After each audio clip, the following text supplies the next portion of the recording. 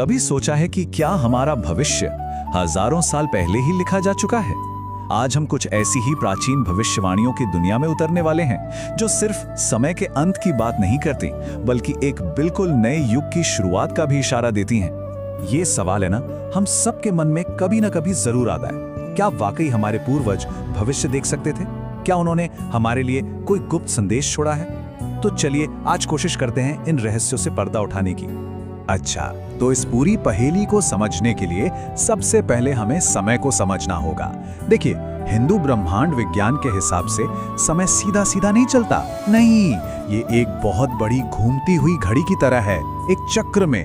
और इस पूरे एक चक्र को कहते हैं महायुग, जो 4 अलग अलग युगों में बटा हुआ है। इसे आप ऐसे समझ सकते हैं, सबसे पहले आता है सत्ययुग, यानी सोने का दौर, जहां सब कुछ खरा और शुद्ध था। फिर आया त्रेता युग, जहां अच्छाई में थोड़ी कह सकते हैं कि चांदी की मिलावट हो गई। उसके बाद आया द्वापर युग, और आखिर में वो दौर जिसमें हम अभी जी रहे हैं, कलयुग, जिसे अंधकार का युग भी कहते हैं। तो ये कलयुग आखिर है क्या? ग्रंथों को देखें तो ये वो समय है जब इंसानियत अपनी जड़ों से, अपने धर्म से दूर हो जाती है, जब अधर्म का बोलबाला होता है और समाज में चारों तरफ बस अराजकता ही दिखती है। अब जरा इस पे ध्यान दीजिए।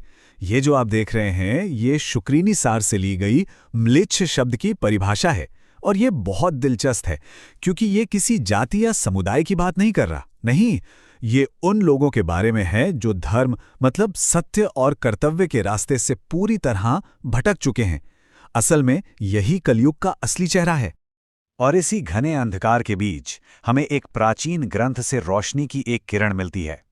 इसका नाम है भविष्य मालिका। भविष्यवाणियों का एक ऐसा संग्रह है जो हमें आने वाले कल के लिए सिर्फ चेतावनी ही नहीं देता, बल्कि एक उम्मीद की वजह भी देता है। भविष्य मालिका, इसका मतलब है भविष्य की माला, और ये नाम बिल्कुल सही है।